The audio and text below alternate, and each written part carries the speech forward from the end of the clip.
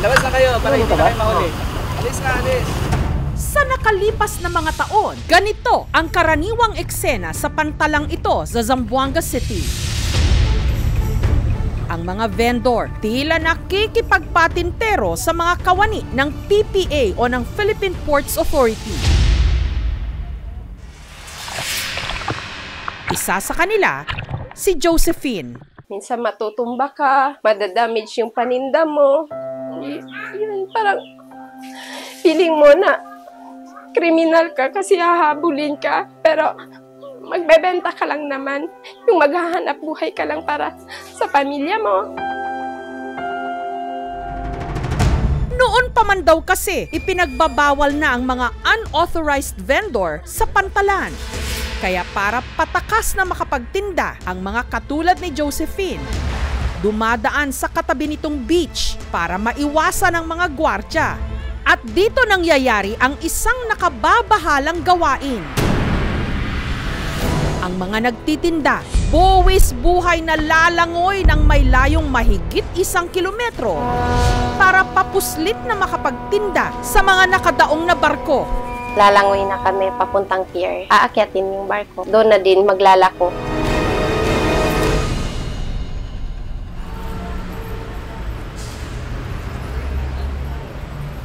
Alas 10 ng umaga, si Josephine hinango na ang kanyang mga ititinda. Ngayon, ang ibebenta ko, donut at saka rice pop. Ang kanyang mga kontrabando na tinapay at pampasalubong, ibinalot niya sa 2 malalaking plastic bag. Dinodoble ko kasi lalangoy ako. Para safe siya na hindi mapasukan ng tubig, kailangan ko talaga siya idoble. Proteksyon daw ito, hindi lang sa matinding init at para hindi mabasa.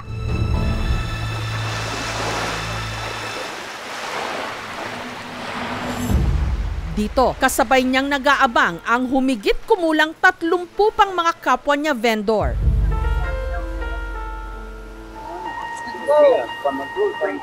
Maya-maya pa,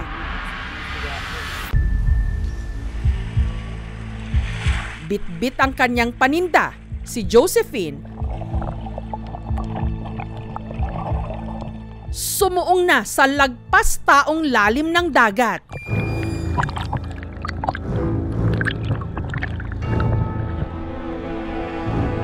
Lalangoy pa ng 20 minuto si Josephine para marating ang nakadaong na barko.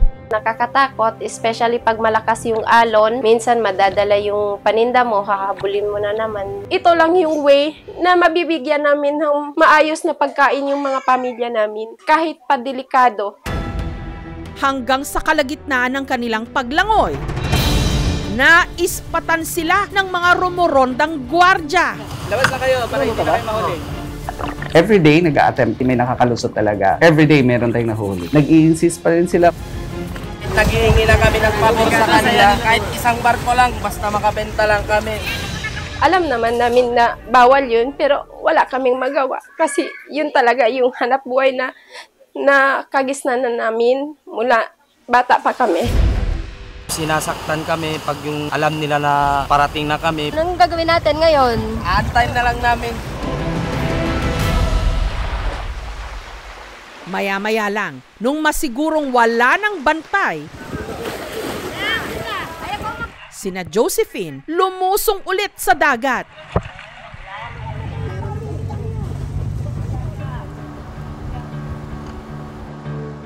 Ang kanilang paninda ang siya na rin nilang salbabida. At dumoble pa ang panganib dahil halos kasalubungan na nila ang iba pang mga dumadaang naglalakihang barko.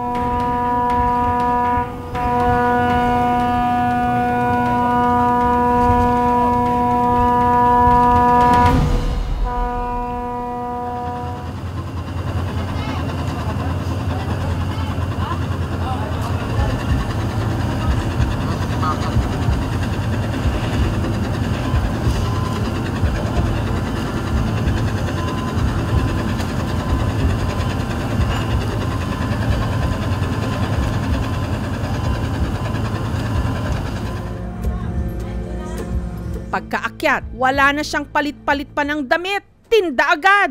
Donut. Lalaki, ampaw. Sir, ampaw. Na-try ko na mag-scaler, na-try ko na mag-guard. Pero yung araw-araw nakita, yun ang habol namin. Sisikmurahin mo lang talaga yung paglangoy. Donut, ampaw.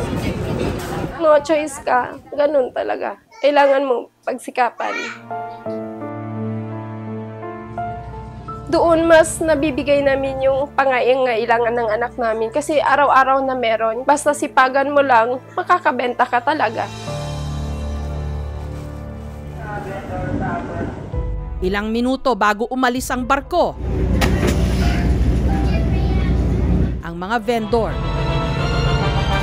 isa-isa nang nagtalunan sa dagat.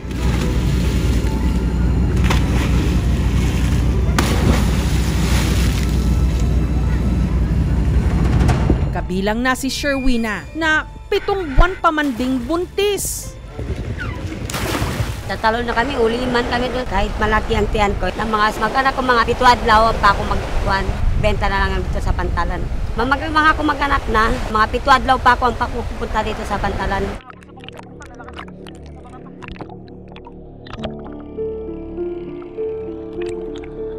Hingal kabayong lumangoy si Sherwina pabalik ng Pantalan. Yay lang yung kuhan ko sa Pantalan. Sa bahay na lang siya, nagbabantay mga anak ko. Kaunitan na sa bako sa wala man magkuhan sa amin. Samantala, ang kinita ni Josephine nung oras na yon, 400. Yun sa umaga lang. lahat ng ito titiisin daw niya para sa espesyal niyang anak, si Erich. Sige na, ligo tayo sa tapos yan. Kahit anong hirap ng buhay na magbebenta kami dyan, papaluin man kami ng mga escort, hahabulin kami, hahatakin kami, hindi kami masamang tao. Napaka-dangerous talaga nung ginagawa nila. Either magkakos ng injury, ma'am, or masagasaan sila, matatamaan sila ng propeller, at the most, ma'am, mamatay talaga sila dyan. Yung government, sana makita nila yung sitwasyon namin. Hindi namin ginusto na maging mahirap.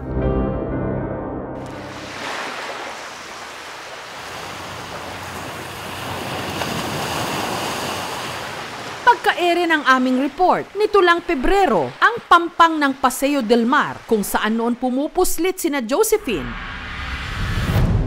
agad na ipinasara ng lokal na pamahalaan. Pina-stop natin kasi for their safety po. Kaya sina Josephine at ang iba pa niyang mga kasama hindi na nagawa pang lumangoy sa dagat para makapagtinda sa mga nakadaong na barko. Yung iba nagalit kasi syempre yun lang yung alam na hanap buhay, ganon.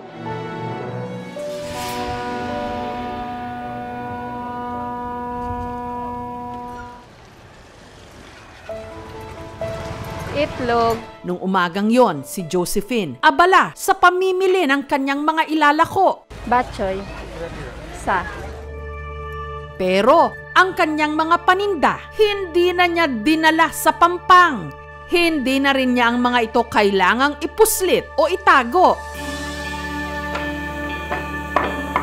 Dahil si Josephine at ang iba pa niyang mga kasama, dito na ngayon nagtitinda sa bagong bukas nilang mga pwesto na kung tawagin, tindahan sa Pantalan. Ito na nga yung hinintay ko, natupad na po.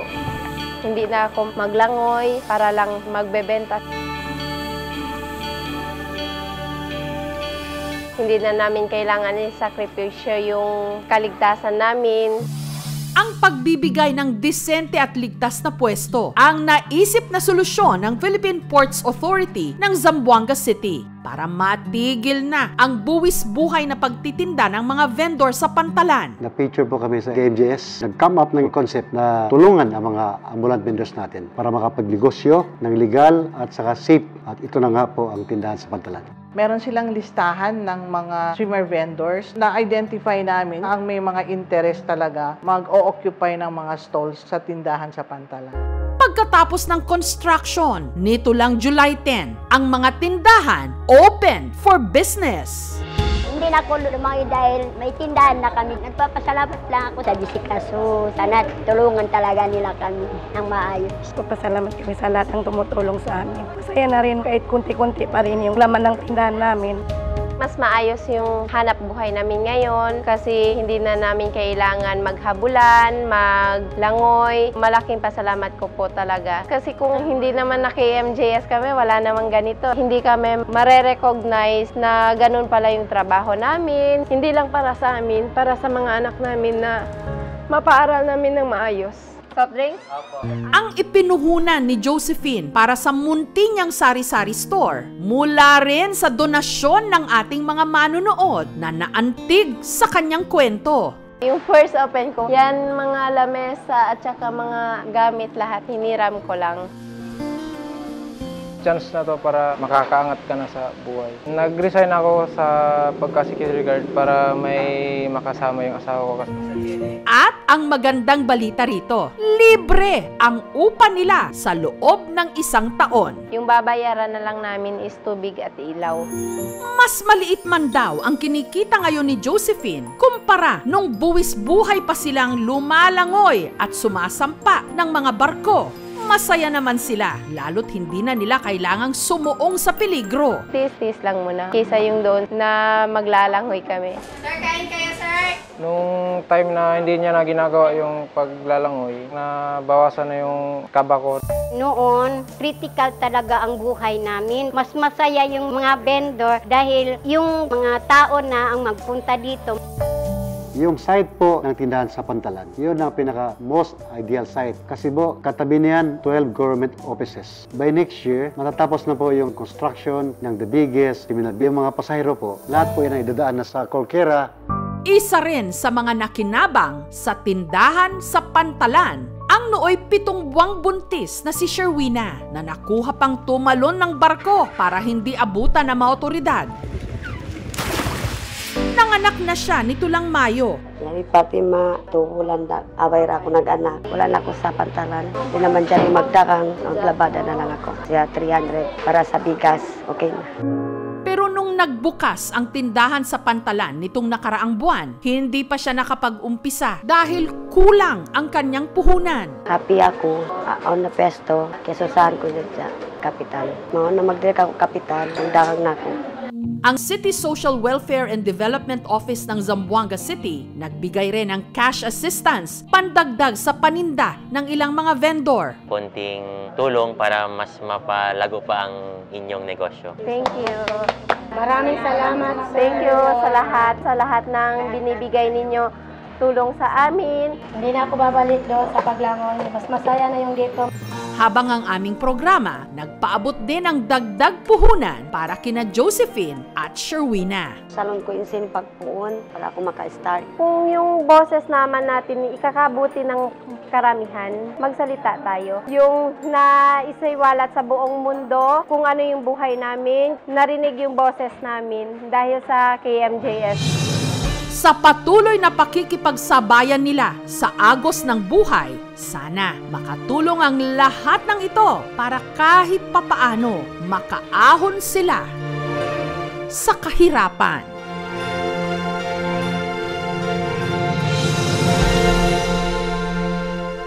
Thank you so much mga kapuso. Kung nagustuhan niyo po ang videong ito, subscribe na sa GMA Public Affairs YouTube channel. Don't forget to hit the bell button for our latest updates.